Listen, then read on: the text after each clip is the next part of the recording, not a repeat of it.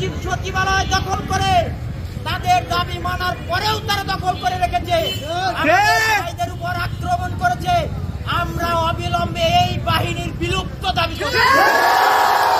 বাংলাদেশে আনসার বাহিনীর কোনো বাহিনী থাকবে না। যারা আমার ভাইয়ের রক্ত ঝরিয়েছে সেই রক্তের বদলা আমরা নেব ইনশাআল্লাহ। আমাদের ভাইয়ের রক্তের উপর যেই দেশ স্বাধীন করা, এই দেশে নতুন কোন ষড়যন্ত্র আমরা হতে দেব না।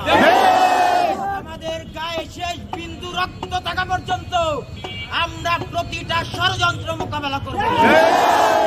ভাইরা, আপনারা দেখেছেন ঢাকা বিশ্ববিদ্যালয়ে হাসনাত 36 ভাইকে আটক করে রেখেছে ওই খুনি আনসার বাহিনী।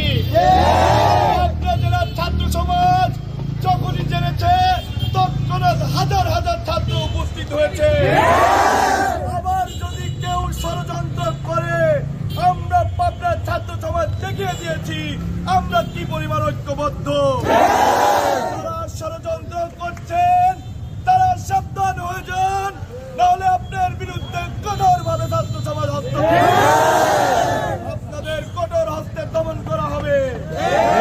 যারা হামলা করেছে তাদেরকে আমি বলে দিতে চাই, তারা সতর্ক হয়ে যান, ছাত্র সমাজ আপনার বিরুদ্ধে ঐক্যবদ্ধ।